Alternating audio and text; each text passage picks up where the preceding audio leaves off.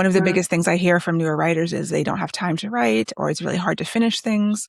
And Mhm. so some of the best advice I ever received was to do it first, or as close to first as possible, because we all have so many demands on our time, work, family commitments, all these Mhm. things. So create a time to write that's on your calendar that you protect like you would an appointment. Like you're going to the doctor, you're going to make that appointment. Probably because they'll charge you if you don't. But you have other appointments. You prioritize other people, prioritize yourself in the same way, and Mhm. protect that, and commit to finishing something, finish a draft.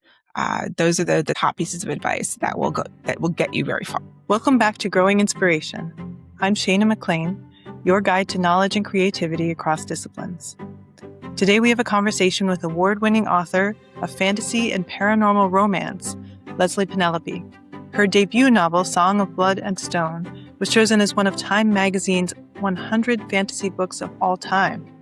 In addition to writing, she teaches through workshops and retreats, and her newest novel, The Inevitable Undoing of Zahara Douglas, is out August 11th, 2026. So, Leslye, thank you so much for joining me today. It's a great opportunity to talk with you. Yeah. And for our audience who may not be familiar with you and your work, you've been writing for many years, and you have 18 books and novellas published, both self-published and traditionally published. And so in your words, can you tell us about your work and like what you consider maybe the genre or style, or maybe it crosses, I think, maybe a couple of genres? Yeah, I usually call myself a fantasy author. I write fantasy and romance, so it spans all different genres, epic fantasy to contemporary and paranormal romance and fantasy romance, what they now call romantasy. So that's basically my wheelhouse. Not all of my books are romance, but they all have some kind of love story in them, and they are all going to have some kind of magic or magical element to them. Mm-hmm. And your newest book is coming out on August 11th. Yes. Can you tell us a little bit about it? Sure, yeah. The new book is called The Inevitable Undoing of Zahara Douglas, and it takes place in the late 90s in our world, and it's about a young woman who sees her twin sister get into a car with a stranger and drive away, and then moments later, no one remembers her sister even exists. Not their mother, not the police, no one. So the main character, Zahara, eventually hires a private investigator to figure out what happened to her sister. Why was she erased from time and memory? And it's, late 90s. So it takes place on the eve of Y2K. And so it's this mystery story, but there's this technical aspect. There's people with powers that she discovers. And yeah, there's a lot going on. So that's considered a contemporary fantasy, and it's out on August 11th. Great. Your most recent books, I think there's several in that, this would be like the third or fourth, since the end of a couple of your series, they seem to at least be nominally set in more recognizable worlds rather than completely foreign to us types of worlds. How would you describe the process of world building? Is it different between the two, or is it fairly similar, the process that you follow? There's similar steps. So I have an epic fantasy series, which is 7 books, 4 books and 3 novellas, which is like a totally secondary world. And then I have a series that's sort of an alternate version of our world, The Bliss Wars, which is like futuristic, alternate San Francisco. So I was basing it on our world. And then I think almost all the rest of my books, except for some novellas, are in our world. And sometimes they might go into a fantasy world, or there's layers of magic on top.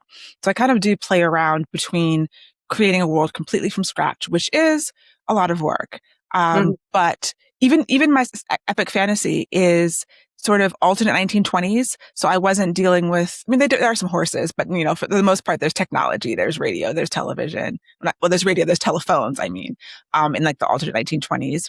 So, even though I built that world up from the ground up, everything from the geography, so in a secondary world, I usually start with geography. And I start with, what are the countries like? What were the migration patterns?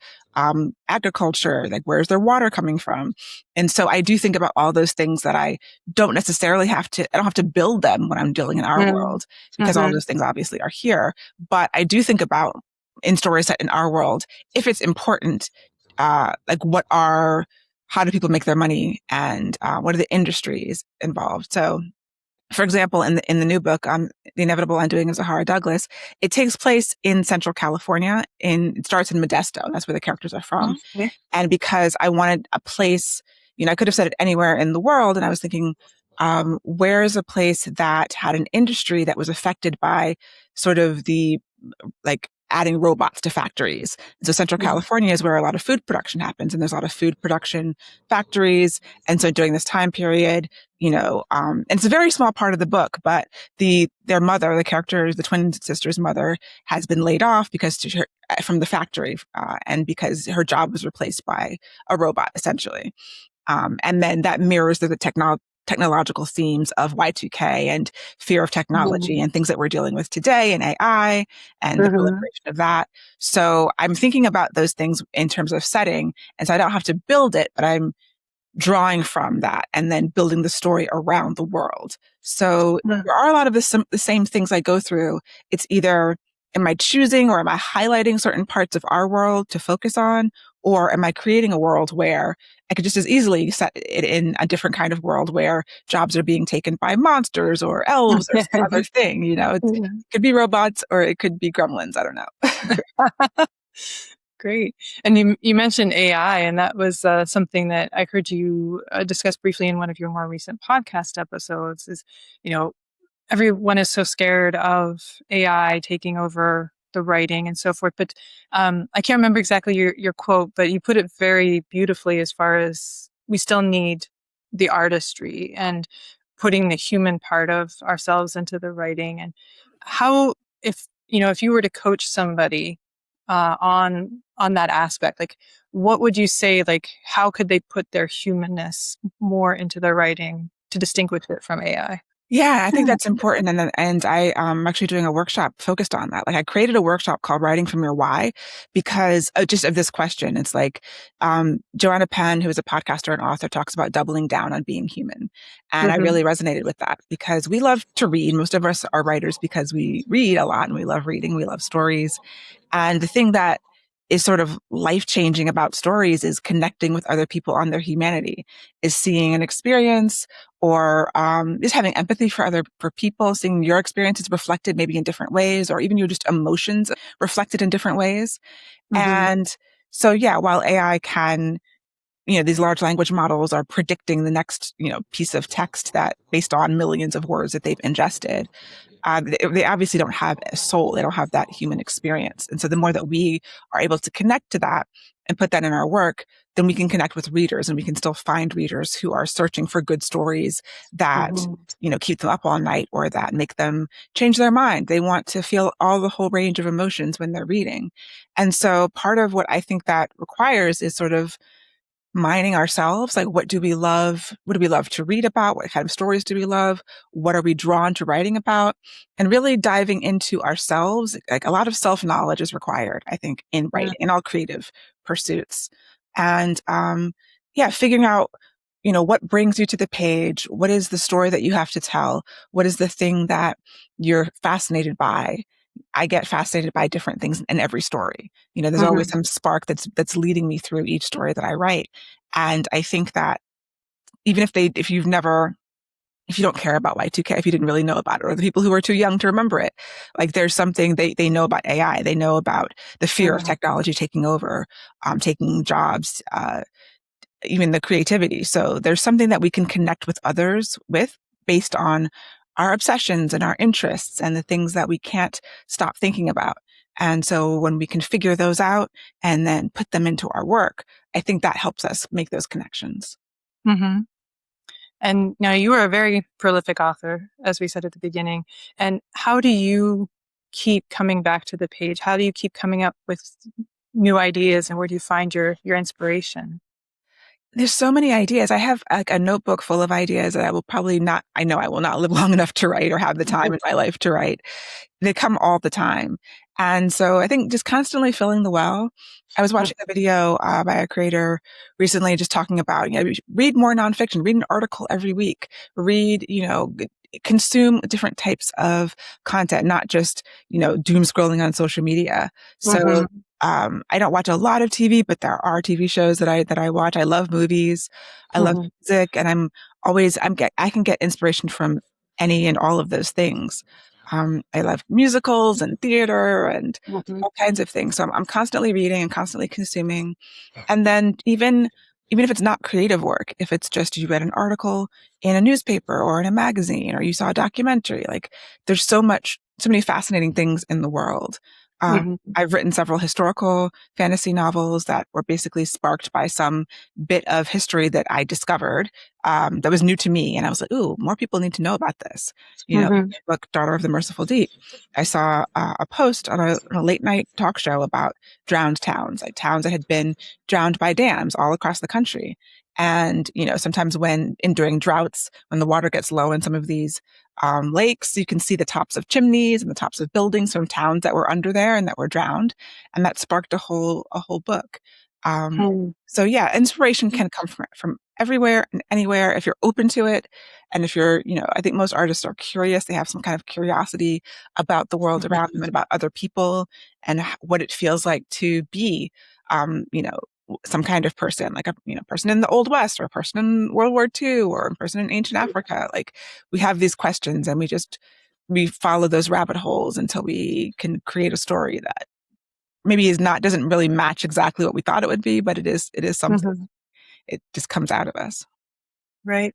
That's I love that answer because that's exactly what I am trying to teach as well as the idea of pulling different things together. You can find inspiration by putting, geometry up against literature or something. It Right. can come from all different directions and come together in ways that you least expect to have that spark.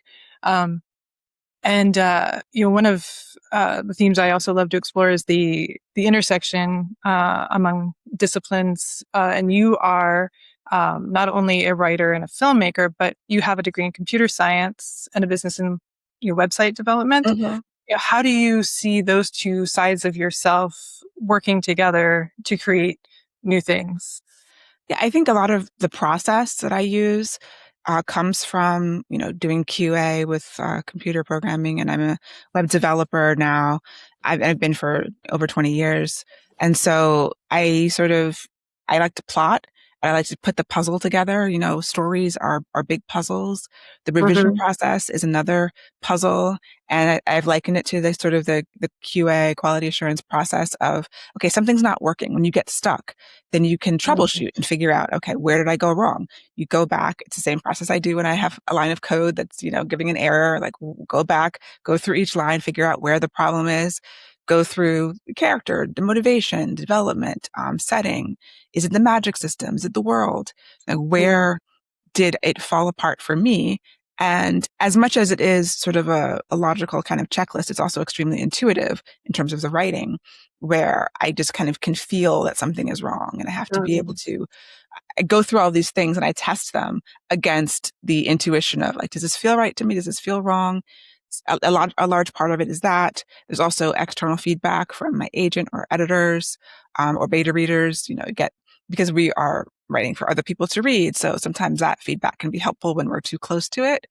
But the process, kind of creating a system and being able to shift and change the system when I need to is something that makes sense to me because of my background in computer science.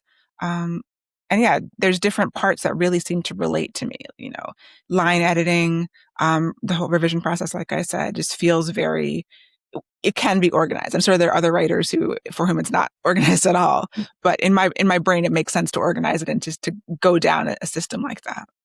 Hmm. I think that's something that really appealed to me when I first actually heard you on, I think it was Heather Davis's podcast, Speculative Writing Made Simple, I believe it is. Yeah. And just, I was fascinated by how organized, like you said, how organized your process was and um, how you had everything kind of laid out and even like your timeline for writing seemed to be very particular. Um, can you talk a little bit about that process? In particular, I keyed in on a couple of things you mentioned more recently in podcast episodes. Your plot board sounded really cool, and your story brief. Yeah. So plotboarding is something that I don't do all the time. I kind of pull it out when I need to, when I'm stuck. The way that I plot is computer, notebooks, index cards, sticky notes, like whatever. I throw everything at the wall depending. But basically a plot board. I have a threefold large board that kind of you can get at any office supply store. You see them at like science fairs and presentations like Mm-hmm. that. And so that matches up nicely with the three acts, since Act Two is usually twice as long as Act One and Three, so it's actually 4 columns.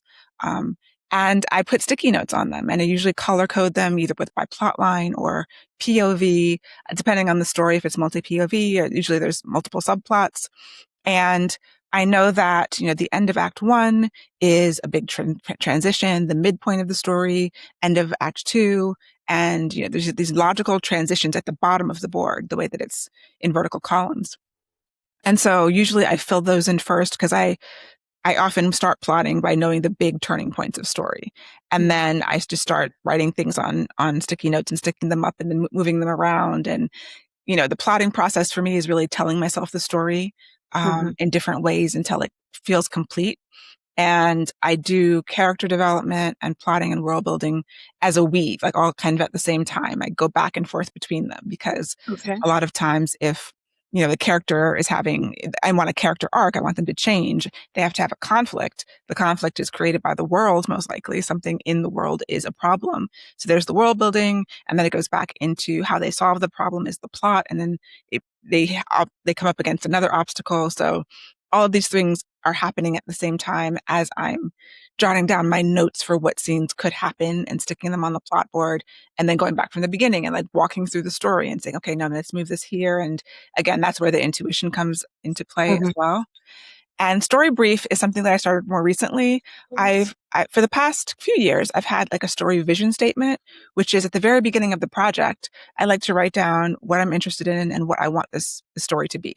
Like I want to tell a story about, a young woman who feels guilty about the way that she treated her sister, and then her sister disappears and she wants to find her, something like that. Or I want to tell a story about how technology is encroaching on our daily life. It'll be like the big thematic things, Okay.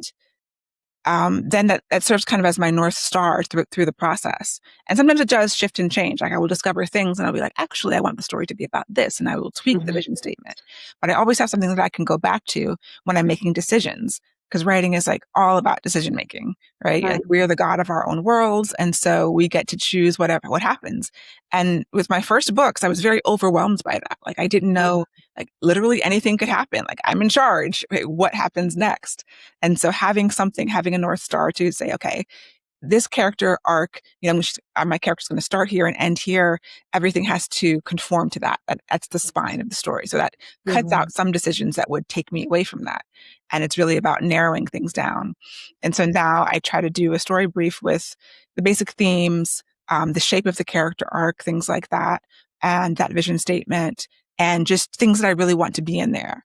And another writer, I can't remember who, calls it heart clutching moments. So it's sort of like big scenes the things that bring me into the story that I kind of imagine at the very beginning. Like, can I fit this in there?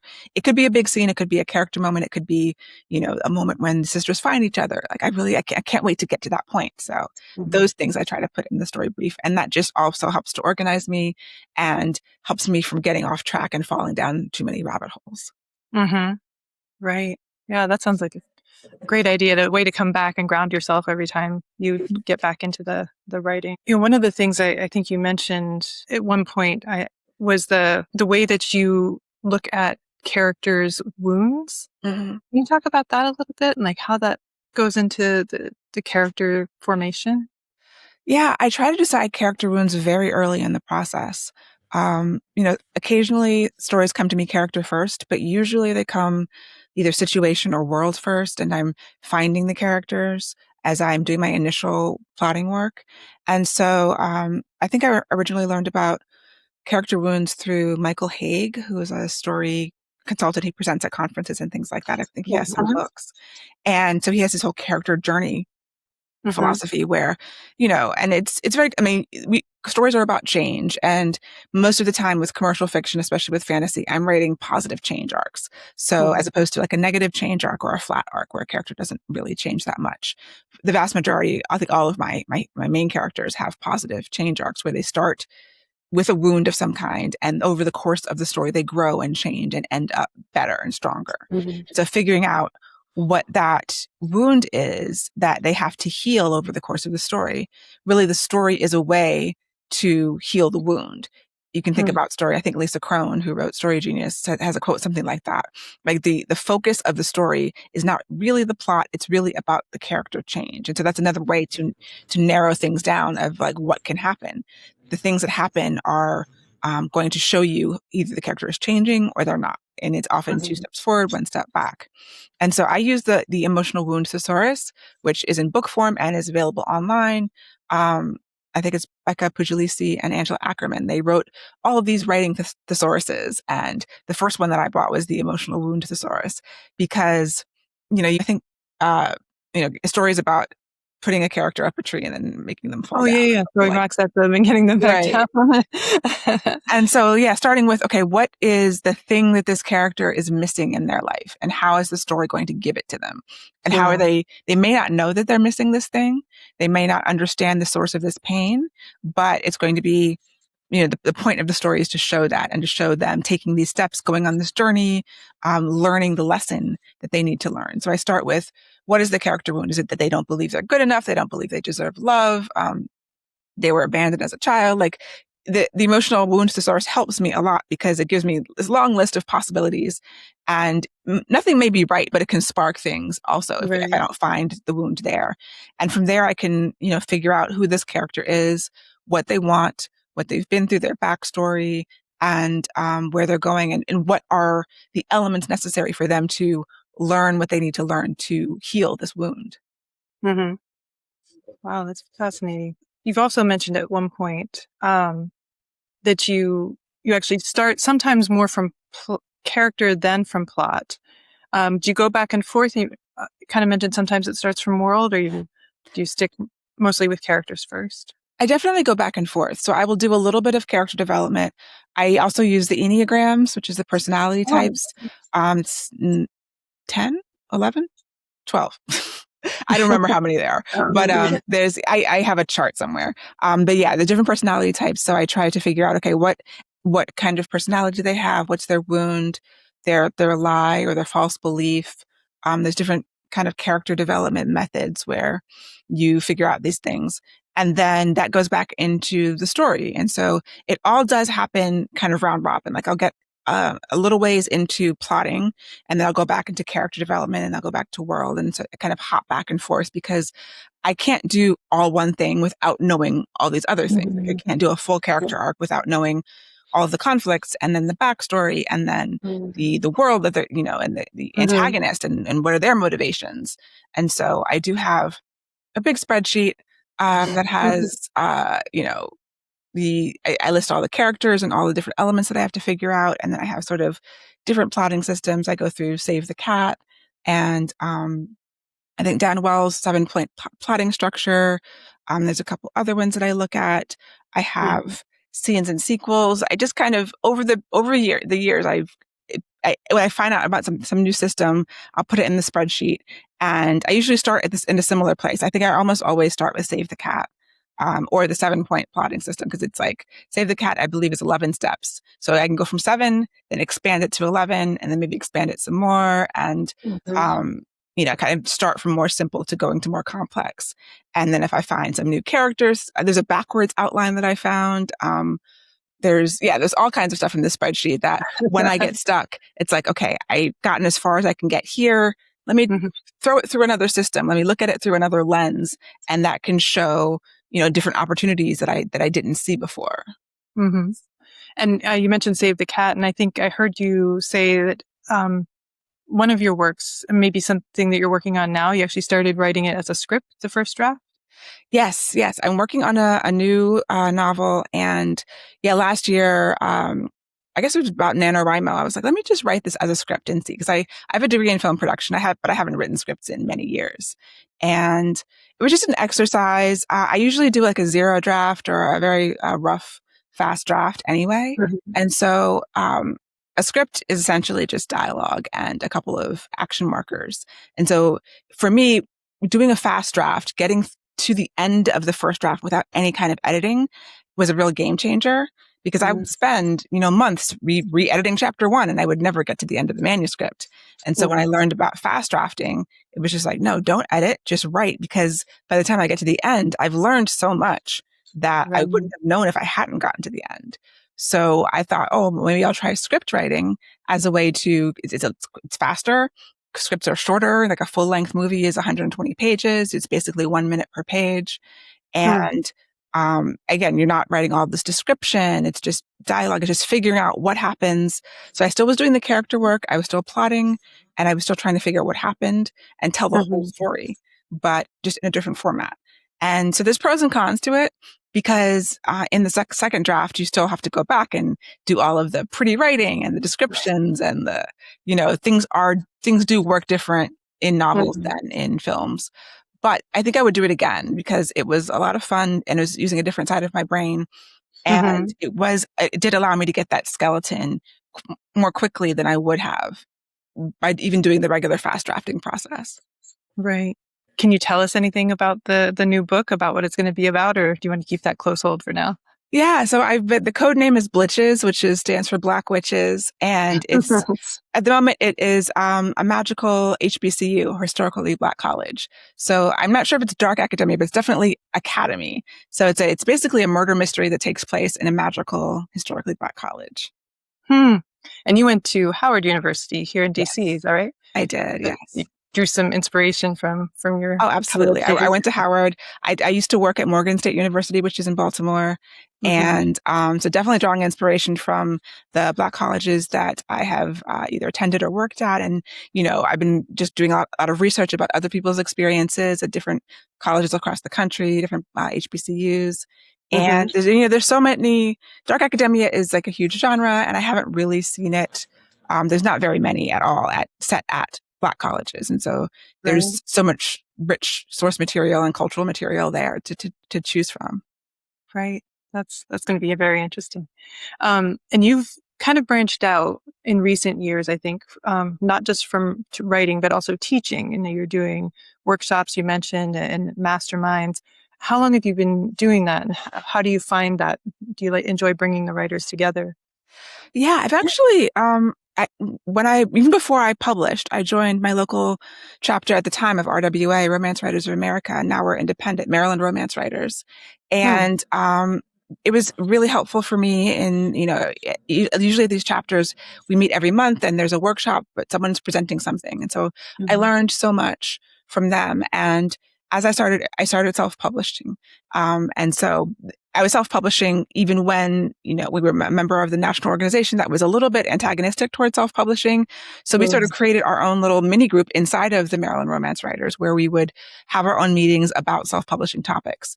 And so as I would learn something, I would teach it. I did some teaching, in graduate school. And so I had a little bit of experience, but as I started doing more of that, and then, eventually I was getting asked to speak at conferences and on panels and started developing workshops, just because I saw other people doing it, sharing their knowledge, and I Hmm. learned so much from them. So it was just a way to give back. And so yeah, it's been since early on in my publishing life, and I've just, increased it and kept going. And then, yes, a couple of years ago, I got together with some friends to start an in-person retreat outside of Baltimore, and it's called the Ink and Magic Retreat. And that was just this idea that I had about, to get people together in person because I do so much teaching online. And of course, obviously during the pandemic, we had to do that. But Hmm. yeah, I like teaching in person at conferences and getting people together in a room.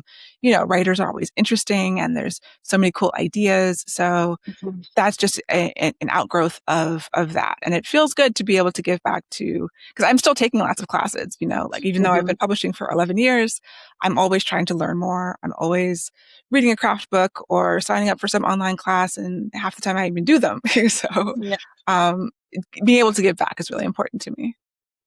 And where can people find out more about your classes and your retreats? So, I have listed on my website, lpenelope.com.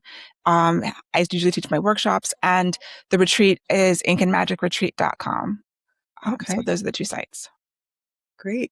If you had to, you know, coach a brand new writer comes up to you and says, what is your biggest piece of advice? Like, I'm just starting out. I have no idea what I'm doing.